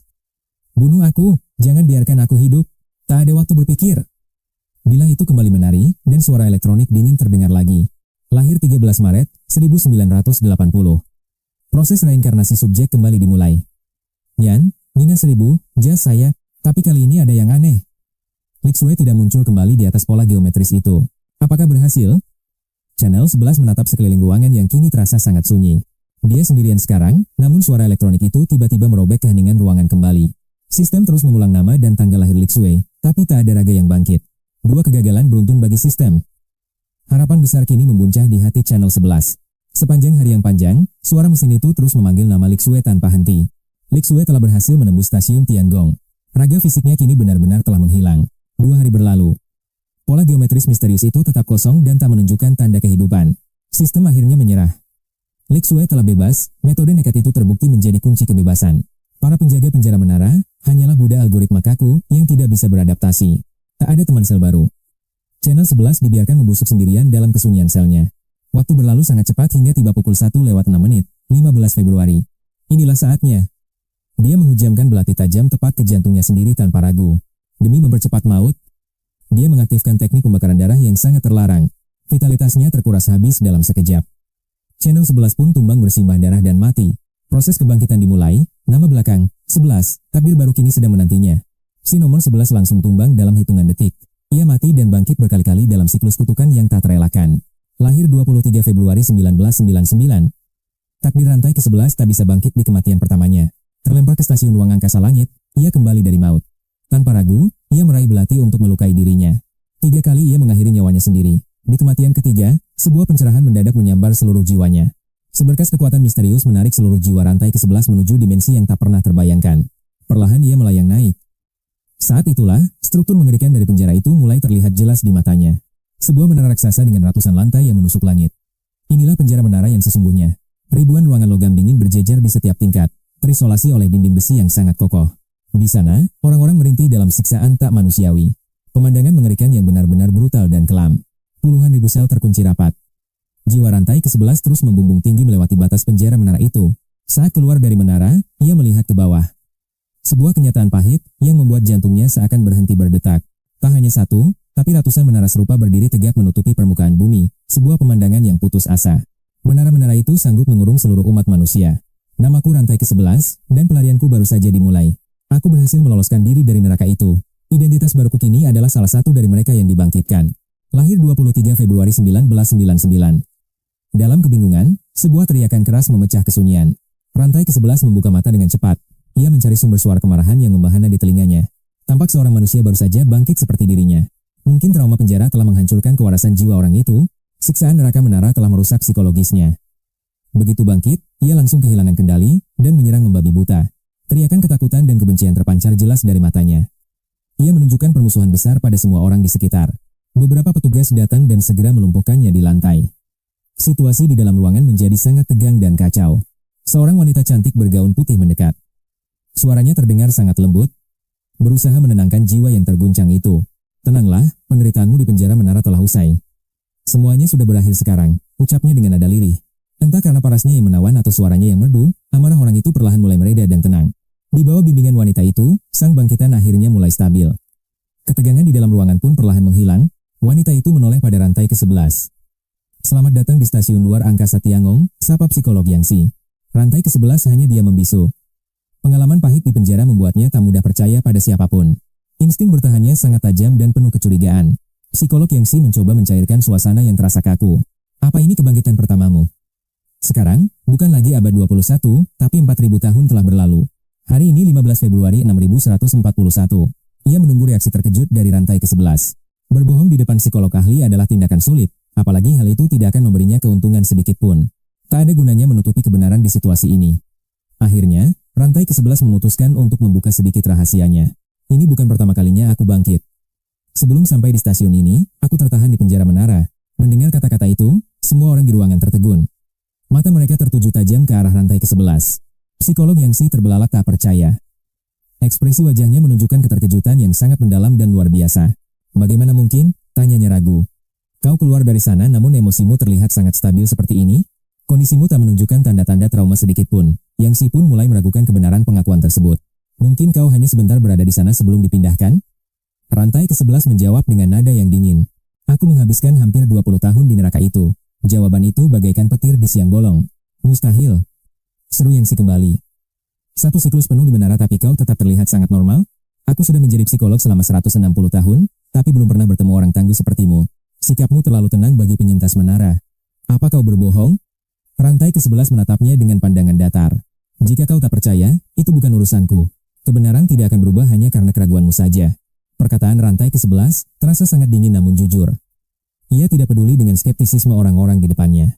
Pengalaman pahit di menara tak memberinya keuntungan, jadi tak ada alasan baginya untuk mengarang cerita bohong. Seluruh staf di ruangan itu saling berpandangan dalam diam. Atmosfer seketika menjadi sangat berat dan penuh tanya. Keraguan dan keterkejutan terpancar jelas dari mata mereka. Mereka harus segera memastikan kebenaran dari pengakuan gila ini. Yangxi mulai menanyakan detail mengenai penjara menara. 11 rantai menjawab setiap pertanyaan dengan sangat tenang. Meski merasa sedikit heran, Yangxi akhirnya mengakui bahwa kondisi mental pemuda di hadapannya sangat stabil. Kondisi psikologi 11 rantai tergolong luar biasa sehat. Jemari Yangxi mulai menari lincah di atas terminal ruangan. Sesuai aturan, setiap jiwa yang dibangkitkan di stasiun ini wajib menjalani evaluasi psikologis terlebih dahulu, jelasnya. Skor tinggi akan menjamin penempatan kerja yang lebih layak. Semua bergantung pada stabilitas mental yang kau miliki. Skor S untukmu, ucap Yangxi tegas sesuai protokol. Bagaimana? Apa kau bersedia menerima penilaian tertinggi ini? Apakah itu yang terbaik? Tanya 11 rantai. Yangxi mengangguk pasti, memicu jawaban tanpa ragu dari pemuda itu. Tentu. Aku menerimanya. Yangxi kemudian beralih untuk mendaftarkan identitas resmi 11 rantai ke dalam sistem. Sebelum mendaftar, perlu kau ketahui bahwa seseorang bisa memiliki lebih dari satu identitas nama di sini. Misalnya, jika orang tuamu memberi nama Xiaoming saat lahir, namun kau merasa tidak puas dengan nama itu, lalu kau mengubahnya menjadi Xiaozi saat dewasa, maka kedua nama tersebut tetap akan terhitung sebagai identitasmu. Di penjara menara ini, bahkan jika kau menggunakan nama panggilan seperti si merah atau si putih saat bangkit, teknik kebangkitan kami akan tetap bekerja efektif. Nama palsu atau sekadar angka pun akan dianggap valid. Sistem kebangkitan akan mengenalinya sebagai nama aslimu, kau mengerti maksudku? Yangxi memberikan penekanan pada penjelasannya. Jadi, aku sangat menyarankan agar kau menggunakan nama aslimu saja saat melakukan registrasi identitas ini. Karena tak berniat menyembunyikan jati diri, ia menjawab dengan jujur. Nama lengkapku adalah 11 rantai. 11 rantai, ya? Yangxi terus menginput data ke terminal kontrol sambil terus menggali informasi lebih dalam. Apa kau punya keahlian khusus? Pekerjaan apa yang kau geluti sebelum dibangkitkan kembali ke dunia ini? Sebagai manusia yang telah hidup 3 kali, 11 rantai mencapai usia 1000 tahun meski hanya sebentar di bumi. Di usia 24 tahun, tepat setelah lulus kuliah, ia terlempar ke dunia kultivasi yang penuh misteri. Bisa dibilang, ia tak pernah memiliki karier serius selama di bumi. Menjelaskan masa lalunya pun terasa sulit. Situasinya menjadi rumit. 11 rantai tidak mungkin berterus terang mengenai identitas aslinya kepada petugas stasiun itu. Tak mungkin ia mengaku sebagai seorang kultivator hebat di depan staf administrasi stasiun ruang angkasa ini. Demi mendapatkan posisi pekerjaan yang lebih baik, 11 rantai pun mulai merangkai alasan yang terdengar masuk akal. Aku berpengalaman dalam budidaya tanaman obat serta memahami khasiat farmasi dari berbagai flora dan fauna.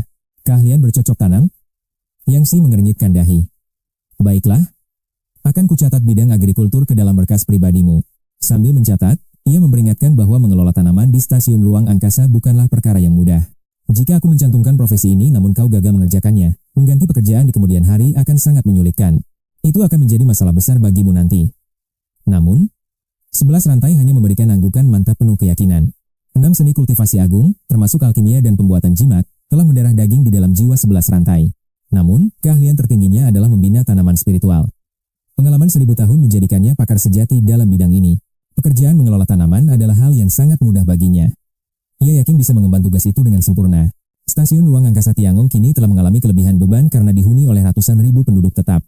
Akibatnya, pendatang baru seperti 11 rantai terpaksa menempati ruang hunian sempit yang sangat terbatas ukurannya. Kamar kapsul berukuran 4 meter persegi itu tampak berderet menyerupai sarang lebah di dalam blok hunian.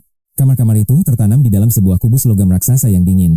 Di bawahnya, terdapat fasilitas umum stasiun.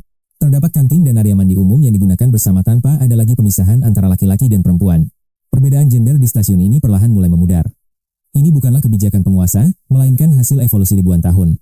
Sejak para pemimpin menandatangani Konvensi 33, tatanan kehidupan umat manusia berubah secara drastis dan permanen. Tindakan reproduksi alami kini dianggap sebagai perbuatan ilegal di bawah hukum ketat stasiun ruang angkasa ini. Berkat teknologi kebangkitan, manusia telah mencapai keabadian. Kebutuhan untuk meneruskan garis keturunan pun kini telah lenyap. Ketika tujuan hidup hanyalah untuk eksis, seksualitas bukan lagi dianggap penting. Gender pun perlahan kehilangan maknanya. Pria dan wanita di stasiun Tiangong kini hanya bersatu demi memenuhi kebutuhan biologis pribadi mereka masing-masing. Selesai. Sidik jarimu sudah resmi terdaftar dalam sistem pusat stasiun Tiangong, ucap Yang Si mengakhiri proses registrasi. Sambil mengoperasikan terminal publik, Yang Si mulai memberikan berbagai petunjuk penting saat mereka memasuki area hunian utama. Di stasiun luar angkasa ini, setiap aspek kehidupan diatur oleh sistem poin yang sangat ketat. Apapun aktivitasmu, termasuk makan dan minum, akan terus menguras saldo poin pribadi milikmu. Mandi atau bahkan, sekadar pergi ke toilet pun membutuhkan biaya poin yang nyata dan mahal. 11 terperangah melihat kegilaan itu, namun Yang Si menganggapnya sebagai hukum alam yang lumrah. Limbah tubuhmu harus diproses menjadi air bersih, dan proses itu memakan sumber daya stasiun. Nafasmu, karbon dioksida, hingga gas tubuhmu harus diolah demi menyediakan oksigen baru bagi sistem. Ini bukan bumi, di ruang hampa ini, sekadar bertahan hidup saja sudah membebani fasilitas stasiun. Meski kau hanya diam tanpa makan, poinmu akan terus merosot secara otomatis hingga habis total. Pertanyaannya adalah, apa yang akan terjadi jika poin seseorang benar-benar menyentuh angka 0? 11 bertanya penuh rasa ingin tahu, dan jawabannya sangat mengerikan. Kau akan segera dibuang, tubuhmu akan disetrum di kursi listrik hingga tewas, lalu jiwamu dilempar ke penjara menara. Tanpa keberuntungan besar, jangan pernah bermimpi bisa kembali ke stasiun ini dalam waktu dekat. Butuh puluhan tahun jika beruntung, namun jika nasib buruk menimpamu, kau akan terjebak lama. Ratusan hingga ribuan tahun bisa terlewati di sana. Sebuah hukuman yang jauh melampaui kematian. Namun jangan terlalu panik dulu, Yang Si segera menambahkan penjelasan untuk menenangkan suasana tersebut. Stasiun mengizinkan setiap orang meminjam hingga 10.000 poin sebagai dana darurat untuk bertahan. Selama kau sanggup membayar bunganya tepat waktu, kau akan aman dari ancaman eksekusi mati. Biaya hidup sebenarnya cukup rendah. Kerja sehari cukup untuk modal bertahan selama 5 hari. Jika kau jarang mandi dan menghindari hiburan, tabungan poinmu akan terkumpul jauh lebih cepat. Dengan sedikit penghematan, kau bisa hidup tenang. Kondisi di sini sebenarnya sangatlah layak dinikmati. Namun 11 menyadari sesuatu, setiap orang di sini bekerja bagai dikejar setan tanpa henti. Tak ada yang bersantai. Ekspresi Yang Si mendadak berubah menjadi sangat serius dan juga kelam. Dia menatap 11 dengan tajam, poin bukan sekadar uang, tapi tiket menuju keabadian jiwa. Poin bisa digunakan untuk belanja, namun fungsi utamanya adalah untuk memicu prosedur reanimasi stasiun. Bayangkan jika kau berhasil mengumpulkan jutaan poin di saldo terminal pribadimu saat ajal menjemput. Saat kau mati, stasiun akan menyedot 1 poin tiap detik demi ritual membangkitkan jiwamu kembali. Identitasmu akan diputar tanpa henti dalam sistem kebangkitan hingga jantungmu kembali berdenyut kencang lagi. Proses sakral ini berjalan hingga kau hidup kembali atau seluruh saldo poinmu ludes tak tersisa. Intinya, semakin banyak poin yang kau miliki, semakin besar peluangmu untuk bangkit dari kematian. Itulah alasan semua orang bekerja tanpa lelah demi mengejar kesempatan kedua di hidup mereka. Yang Si tampak bernostalgia tentang memori kelam penderitaan di penjara menara yang pernah ia saksikan. Siksaan di sana terlalu berat untuk ditanggung manusia. 11 pun mulai menyadari kenyataan pahit ini. Secara naluriah, ia ingin memberi hormat kultivator, namun ia sadar dunia ini telah berubah total. Sambil tersenyum tipis, ia berterima kasih atas semua informasi berharga yang baru saja ia terima. Yang Si terang-terangan mengaku tertarik karena wajah tampan dan aura misterius yang dimiliki oleh 11. Jika kau menyukaiku, hubungi aku malam ini. Aku sudah menambahkanmu di dalam daftar terminal pribadiku. Wanita itu berlalu pergi, meninggalkan 11 yang terpaku menatap siluet indahnya yang kian menjauh pergi. 11 merasa heran, apakah semua gadis di stasiun ini memiliki kepribadian yang begitu agresif? Ataukah nilai moralnya yang sudah kuno? Sebagai reinkarnasi penguasa kuat dari era Nascent Soul, 11 pernah menjadi sosok agung di dunia kultivasi dan telah melihat berbagai macam jenis wanita. Tawaran seperti itu tak membuatnya goyah, fokus utamanya kini adalah beradaptasi dengan lingkungan barunya. Dia harus segera menemukan cara untuk kembali menempuh jalur kultivasi yang telah lama ia tinggalkan. Hanya kekuatan mutlak yang bisa memberimu hak bicara di semesta yang sangat kejam ini.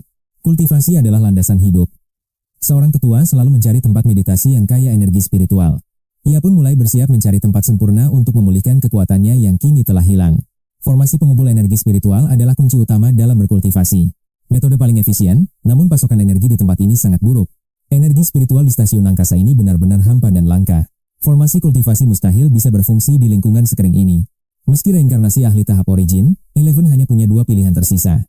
Pertama, mencari tanaman herbal medis di hutan buatan stasiun ini. Meracik tanaman spiritual menjadi eliksir demi menembus batas kekuatan. Namun, memurnikan pil butuh tungku alkimia dan api yang murni. Mencari peralatan kuno di tengah teknologi modern sangatlah mustahil.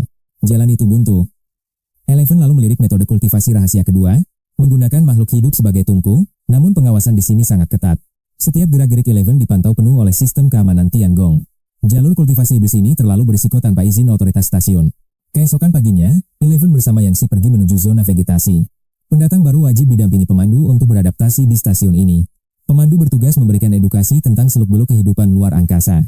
Yang Si tampil menggoda dengan rok hitam demi memikat perhatian Eleven. Kaos kaki putih panjang dan rambut sanggulnya terlihat sangat menawan. Ia tampak energik. Sebenarnya, peraturan berpakaian di sini cukup unik. Siapapun bebas untuk tidak berpakaian di area publik stasiun. Namun, pakaian adalah simbol martabat bagi manusia yang beradab. Pakaian melindungi dari debu, suhu, dan menyembunyikan hasrat fisik. Mayoritas tetap berpakaian, hanya segelintir orang yang berani telanjang. Sambil berjalan, Yang Si mengeluh karena pesannya diabaikan semalam. "Kenapa kau tak membalas pesan pribadi dariku?" tanya Yang Si. "Aku akan sangat sibuk, tak punya waktu untuk urusan kencan." Yang Si tersenyum sinis. "Kau hanya sedang jual mahal, kan? Banyak manusia abad 21 bersikap sok keren begini." Awalnya mereka berlagak dingin, namun akhirnya akan menyerah juga. Tiba-tiba, Yang Si menghadang jalan Eleven dengan penuh percaya diri. "Jujur saja, apakah pakaian yang kupakai hari ini terlihat cantik? Mampirlah ke rumahku, aku punya koleksi baju lain yang menggoda." Sebagai mantan ahli tahap Nascent Soul, tekad Eleven sangat kokoh. Godaan wanita cantik takkan mampu menggoyahkan jiwa sang kultivator. "Aku serius, simpan saja niat baikmu itu untuk lain waktu."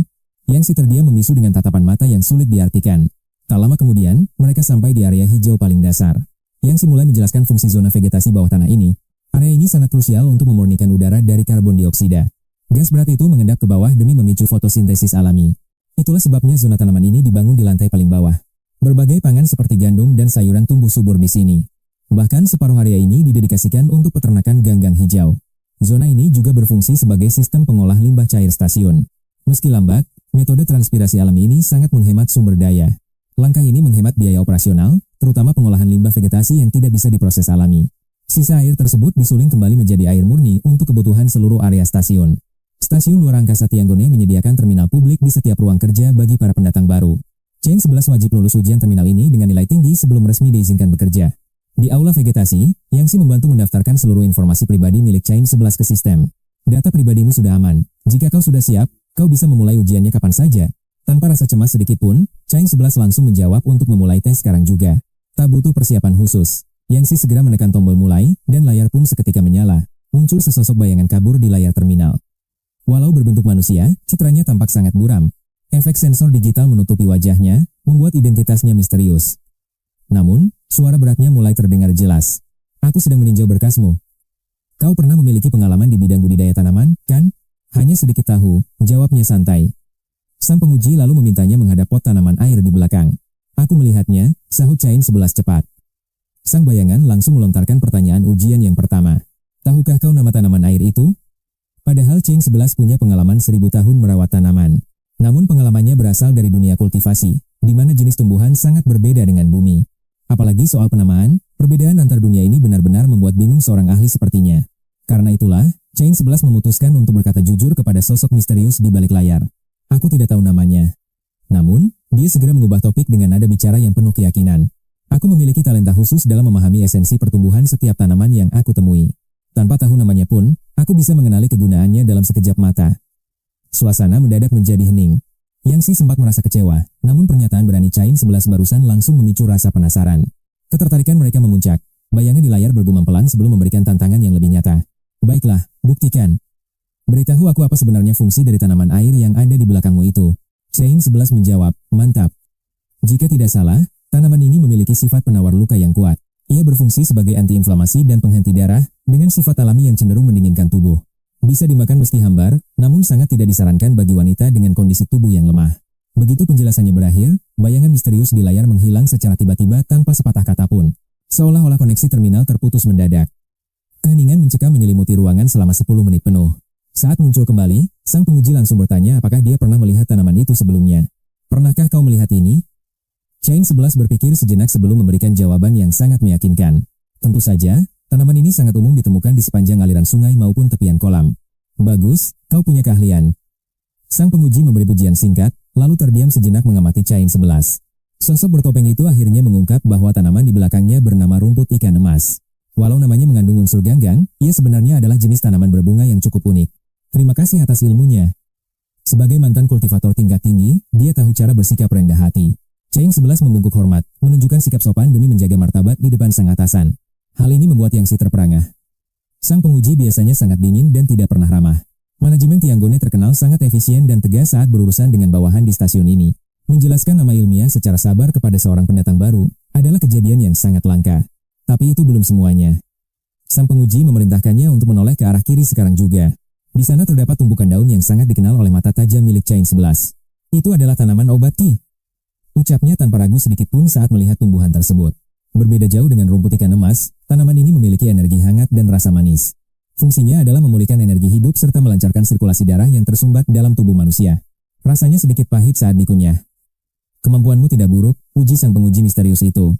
Melihat rantai ke-11 mengenali tanaman kedua dengan mudah, bayangan hitam bergumam puas, namamu rantai ke-11, kan?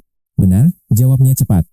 Bayangan itu langsung memberi titah, mulai detik ini nasibnya berubah total. Kau kini penguasa area hijau nomor 031. Jika ada kendala, segera tanyakan. Jat, belajarlah yang giat.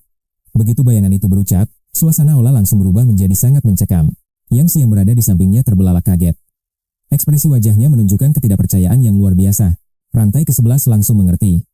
Sebagai pendatang baru, jabatan ini adalah sebuah pencapaian yang gila. Menjadi penanggung jawab seluruh area kerja? Ini benar-benar hal yang sangat langka dan luar biasa. Akan saya ingat baik-baik, jawabnya tegas. Sebagai petinggi stasiun luar angkasa, bayangan itu sangat sibuk. Setelah mengangguk, dia segera memutus transmisi terminal publik.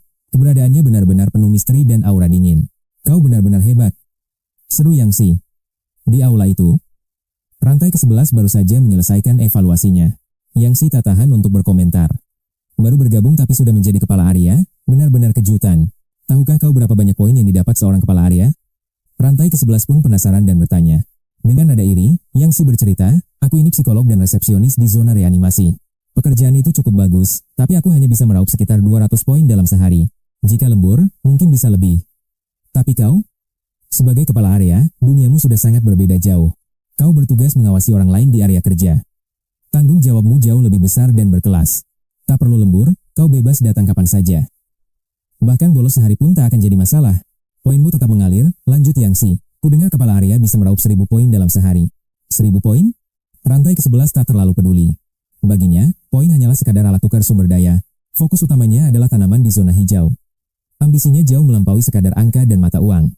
Sebelum evaluasi dimulai, mata tajamnya yang berpengalaman telah memindai seluruh tanaman di aula dengan teliti. Dia menemukan rahasia besar. Ada ganggang purba dan rumput misterius yang memancarkan energi spiritual unik. Tanaman bergaris merah kuning itu menyimpan tenaga spiritual. Meski sedikit, itu adalah harta karun baginya. Bagi rantai ke-11 yang belum menembus gerbang kultivasi, energi ini sudah lebih dari cukup untuknya. Dengan menyerap esensi spiritual tanaman itu, dia yakin bisa segera naik ke tingkat awal pelatihan. Keinginannya membara untuk segera beraksi, namun kehadiran Yang Si yang terlalu bersemangat menghalangi niatnya. Gadis itu menjadi semakin antusias padanya. Rantai ke-11 butuh waktu lama untuk bisa mengusir Yang Si. Saat dia bersiap menyerap energi, rintangan lain muncul. Para pekerja mulai berdatangan ke zona tanaman. Sebagai pemimpin baru, di hari pertama, banyak urusan yang harus dia selesaikan dengan segera. Tugas-tugas itu menyita waktunya. Hingga akhirnya, sang surya tenggelam dan malam pun tiba di sana. Demi melawan gravitasi, stasiun luar angkasa Tianggong berputar stabil mengelilingi bumi dengan kecepatan penuh. Waktu di sana tersinkronisasi dengan rotasi bumi. Ada perbedaan nyata antara siang dan malam di sana. Saat senja tiba dan suasana mulai sepi, rantai ke-11 langsung bergegas menuju ganggang berenergi itu. Dia mulai menjalankan teknik rahasia dari kehidupan masa lalunya. Inilah momen yang sudah dia nantikan. Teknik pelahap langit leluhur mulai aktif. Dia menyerap esensi spiritual dari ganggang itu secara perlahan. Di dunia kultivasi, metode ini sangatlah vital. Teknik pemurnian ki dan pembangunan fondasi sangatlah mirip. Sebenarnya hampir tidak ada perbedaan level dasar. Jadi, teknik pelahap langit ini hanyalah nama gahar. Namun secara fungsi, teknik ini tetaplah sangat efektif. Waktu pun berlalu dalam keheningan yang dalam. Energi dari ganggang misterius itu terus mengalir deras, merasuk ke dalam tubuh rantai ke-11 yang haus. Energi itu mulai memadat dengan sangat cepat, membentuk bola energi di dalam istana ungu miliknya.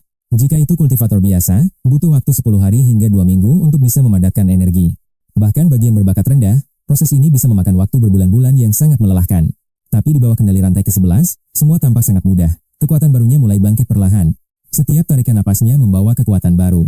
Transformasi legendaris ini baru saja dimulai di stasiun itu. Tak lama lagi, dunia akan menyaksikan kebangkitan seorang monster yang tak tertandingi oleh siapapun.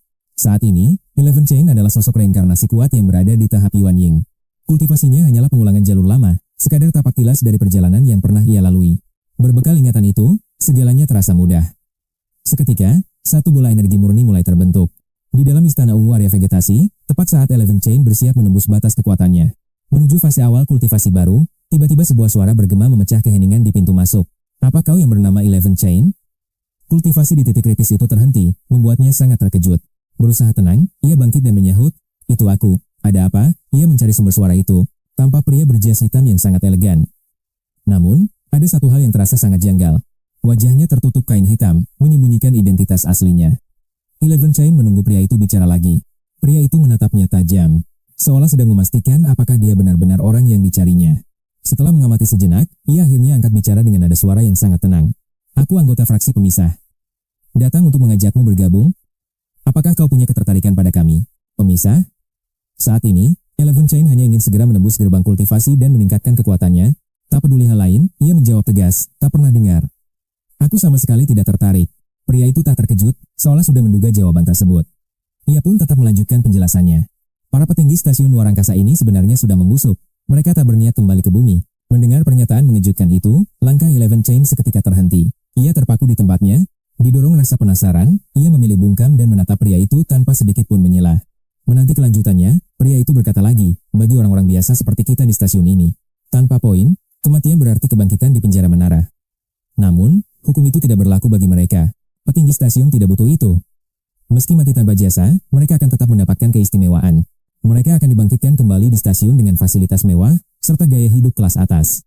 Sebab itulah mereka hanya ingin menjaga status quo dan menolak perubahan apapun terjadi." Baru beberapa hari di sini, Eleven Chain memang belum paham seluruh seluk-beluk stasiun ini. Ia terdiam, namun pria berjas itu kembali mengungkap rahasia yang tak diketahui orang banyak. Seluruh stasiun luar angkasa ini terbagi menjadi 3 level, atas, menengah, dan juga bawah. Orang biasa seperti kita tertahan di level 3, bekerja keras demi mengumpulkan poin kehidupan, demi kebangkitan pasca kematian. Lalu, di level kedua adalah tempat bagi para penguasa operasional. Para pengelola reanimasi tinggal di sana dengan kondisi hidup jauh lebih layak dibanding kita. Mereka memiliki hak prioritas utama untuk segera dibangkitkan kembali jika sewaktu-waktu mereka mati. Pria itu tiba-tiba bungkam sejenak. "Mari jangan bahas situasi yang ada di level 1.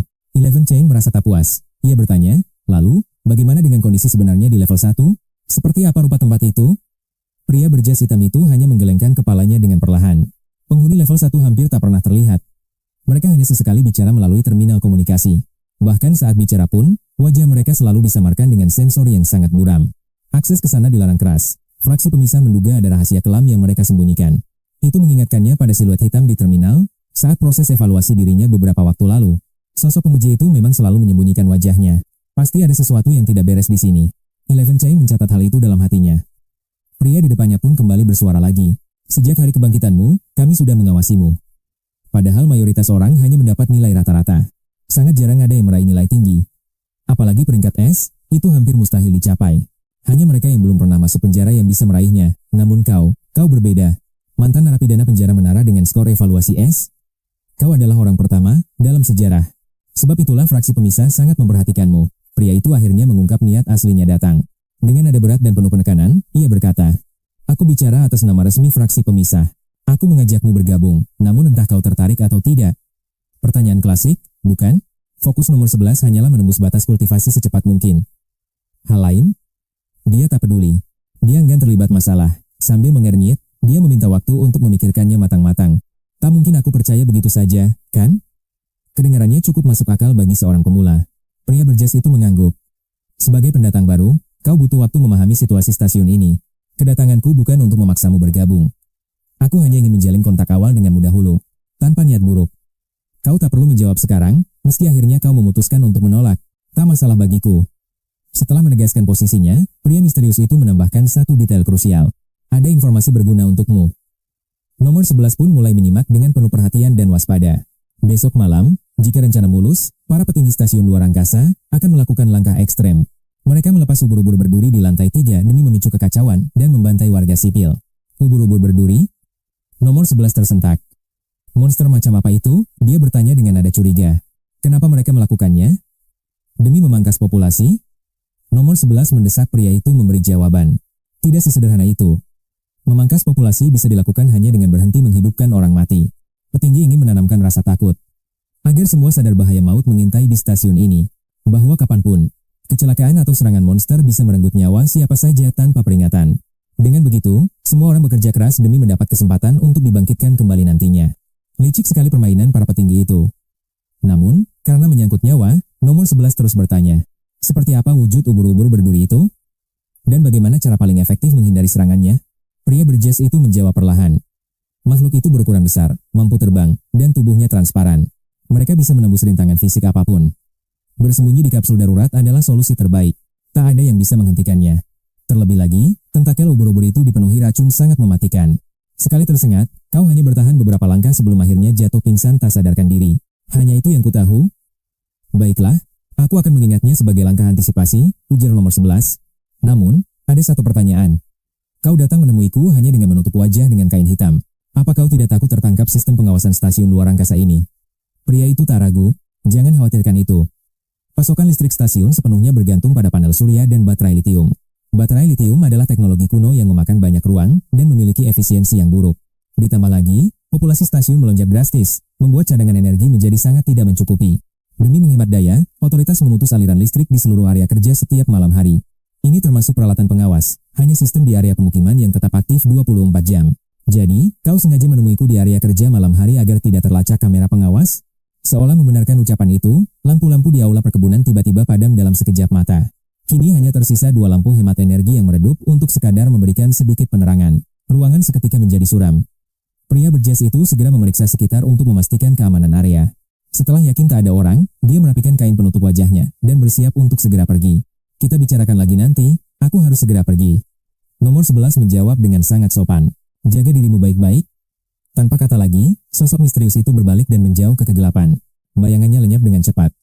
Dari suara langkah kaki, nomor 11 yakin pria itu sudah jauh. Bicara lagi nanti, aku pergi. Nomor 11